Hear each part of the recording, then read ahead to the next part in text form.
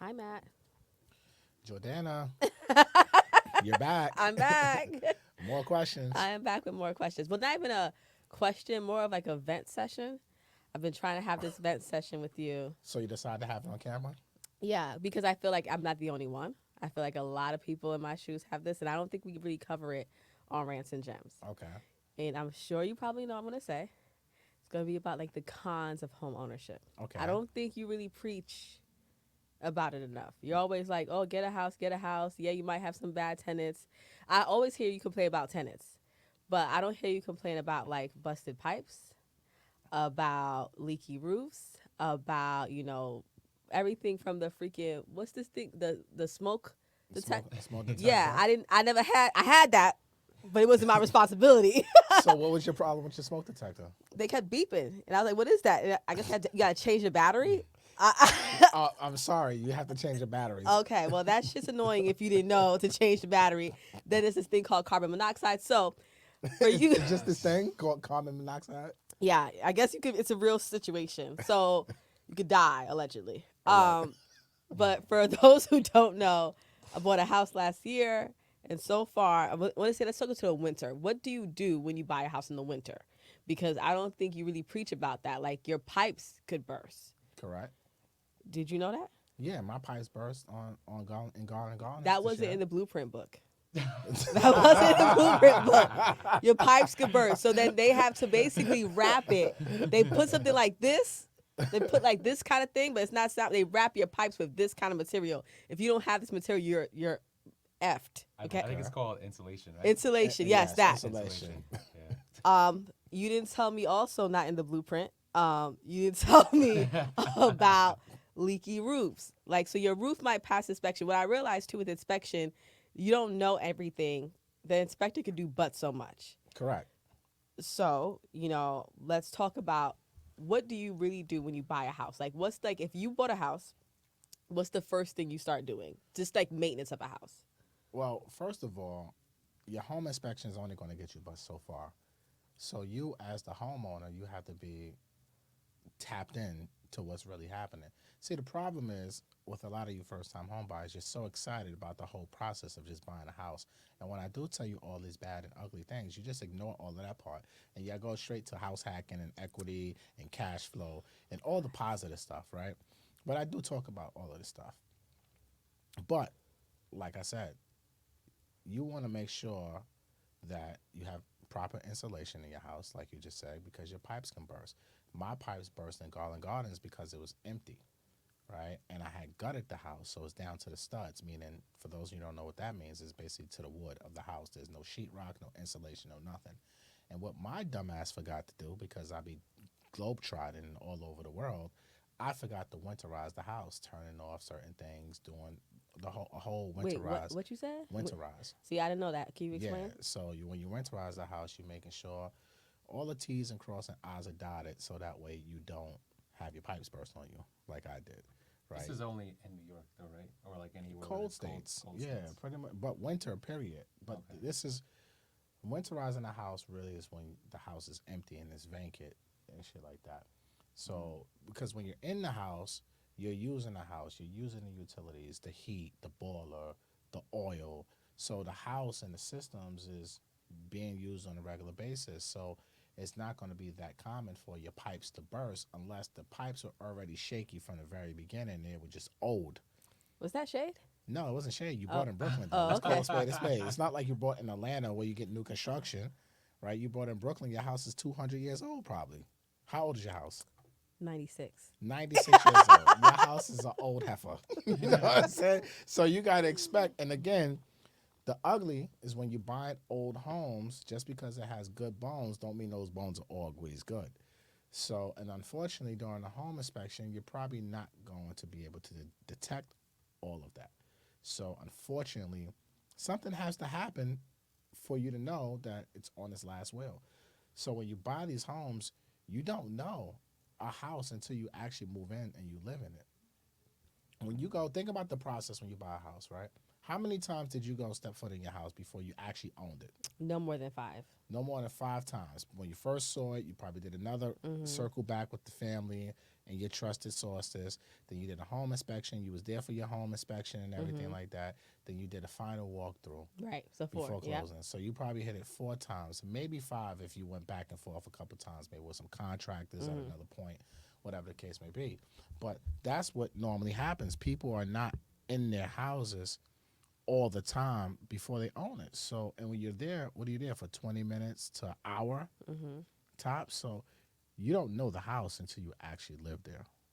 So unfortunately, these things happen. Now you talk about leaky roofs and things of that nature. You did an inspection, it wasn't leaking at that point.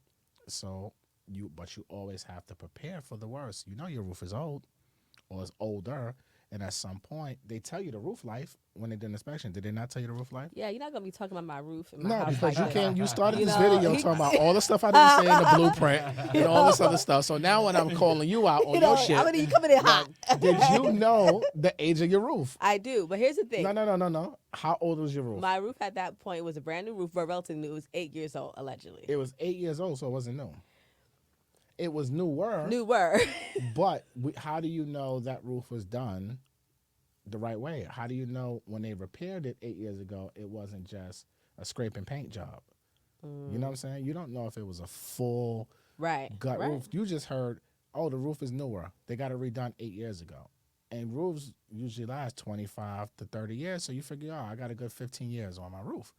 But you don't know what was the condition of that roof prior to. And the seller damn sure ain't going to tell you, hey, we just did some BS, you know what I'm saying, to cover up things that needed stitches, but we just put a Band-Aid over it. Right. But that Band-Aid's only going to last for so long. So is there? So how you going to blame the blueprint? But like, for instance, I didn't know the term winterize, right? I didn't know Okay. this until you just mentioned it now. Or like even with hurricane season, right? I know a lot of people in Florida are kind of struggling. But even here, I remember a couple of weeks, but it's like 2 months ago, we had like that big rainstorm, and I got caught out there, and I sent you and Kiana the video, like Yeah. out of nowhere. I guess a lot of rain happened. Absolutely. So what do you do, like, to protect yourself from rain, from fire? Like, there's just You can't protect yourself from rain. Mother Nature's Mother Nature. She wants to, like, basically give us unprecedented rainstorms with high winds and things of that nature, where branches and trees are falling all over the place. What can you do to that? We're all vulnerable to the weather. This is why you need, how you protect yourself? Insurance. How you protect yourself is don't be house rich and cash poor. Have some sort of reserves. So that way when these repairs come, you can fix them like you were able to do right away. I remember you saw the leak. It was in the bucket. It was water. You said this shit is ghetto, right? got me living in the ghetto. It was ghetto, but ultimately you were able to fix it. I'm just saying, as That's an how you Emmy protect yourself. nominated producer, I do not need to be living under these conditions. And the You blueprint, chose Brooklyn, man. the blueprint, You chose Brooklyn. the blueprint does You not. chose a house 96 years old. But as you say, in New York, it's up in its what? It's stuck. All right then. So Okay, so take the good. Hold on. So now you can't be contradicting yourself. You got to take the good, bad, and the ugly. So yes, home ownership sucks. How many times have you said? Well, heard me say, "Welcome to the dark side." right, yeah. I say that all the time. Y'all just don't be paying attention. I tell y'all, this is the dark side. This is not like glitz and glamour. It sounds good, it looks good, it feels good, but ultimately you got to dump money into the house every single month. You're spending money not just to live there and maintain it, but you're going to fix something. Right. You know, it's just not about the housekeeping of the house, of your sweeping and your mopping, throwing out your garbage, and you know what I'm saying? Like, nah, something's going to break. Like, something is going to. Do you think while I was out in L.A. in January of this past year, 2022, I'm living my best life, palm trees, having a great time, working, and then I come home to almost 4 feet of water in my 3,000 square foot basement? Humble flex. That I was, ain't gonna tell y'all my square foot.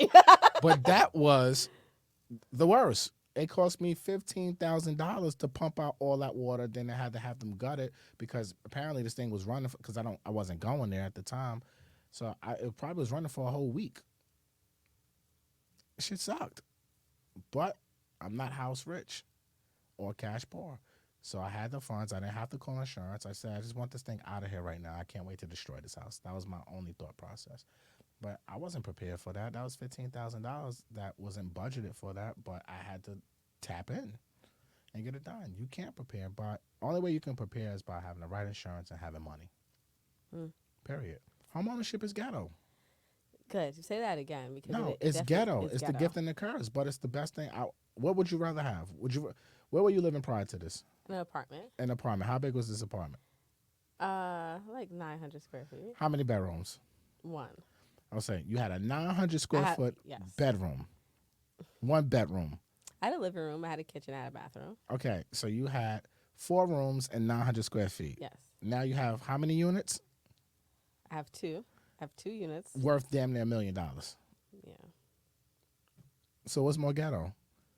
You're an Emmy-nominated producer. Why are you living in the one bedroom, 900 square foot apartment? I think what. You see what I'm saying? No. Hear me. You see? What I. You open up by saying that too. Did she not open up by saying that too? So I don't want y'all in the comments and like, oh, he's rude. No, she said that.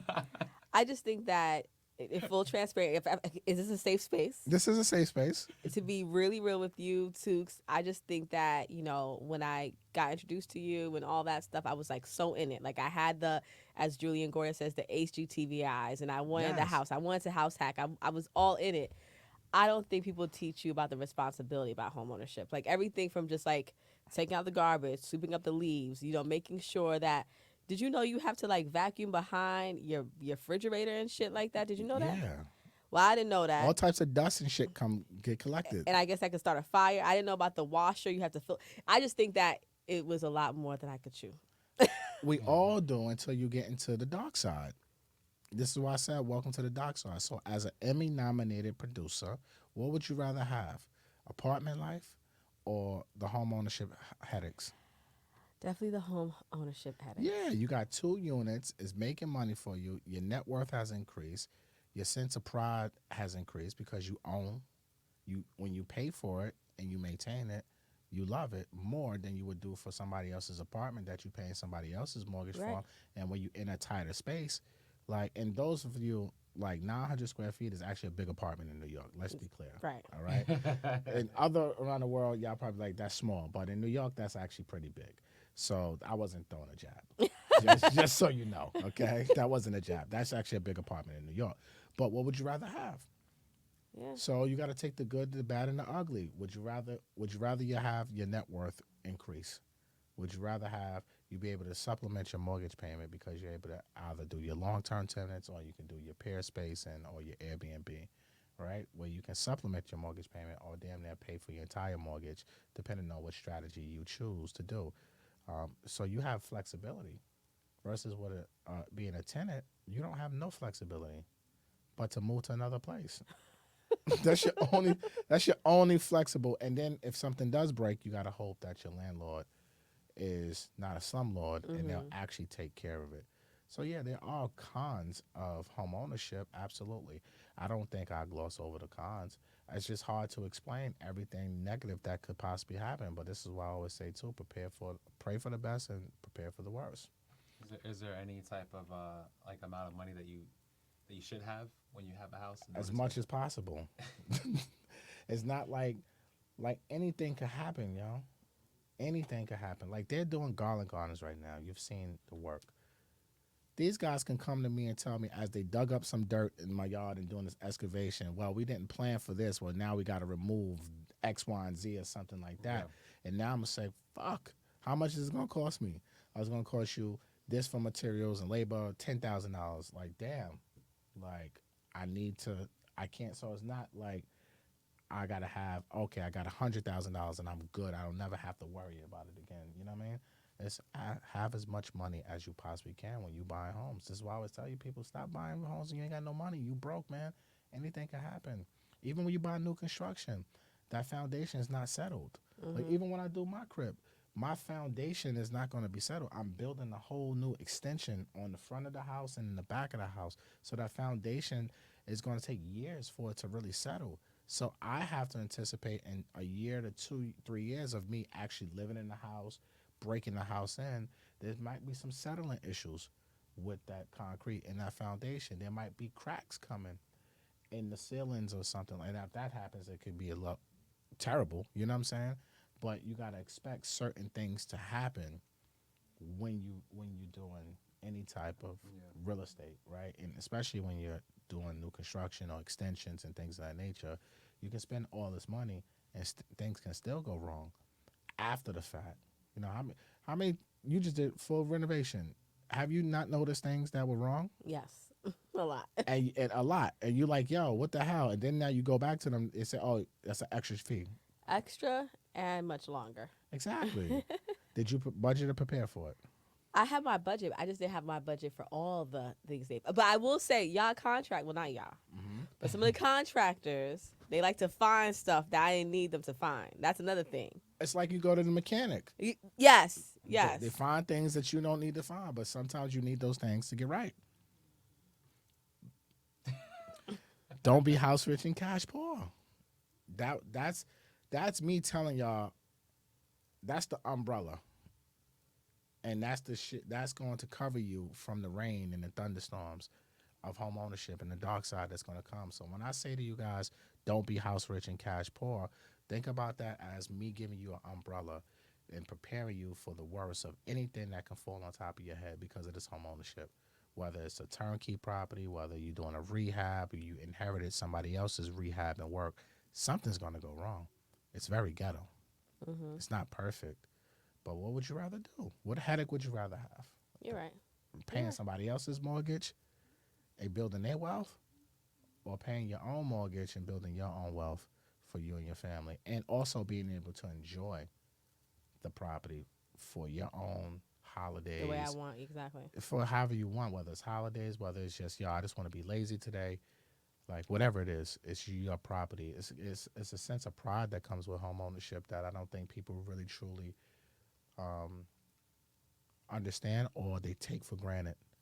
Like, it's a blessing to be able to say, yo, I own in Brooklyn, New York, or I own in Long Island, or I own a property anywhere in America. Look, we just came back from the UK. 30% of black people own property in the UK. Like, they're not in the situations, like we have home buyer blueprints and guides and things of that nature that's out there to help us doing these things. In the UK, why you think it was so much pandemonium out there for when we came over there, what we do here in America, is because people in the UK are not doing that at that level and at the level that we do it here in the United States. So when you have this opportunity that we have over here in the States to own some shit, Own it. yo, own it. And take the good, the bad, and the ugly that comes with it. Okay. Scared me straight, y'all. Scared her straight. Well, there you have it. Hashtag Ask MG. Ask your questions in the comment. Hashtag Ask MG. Peace.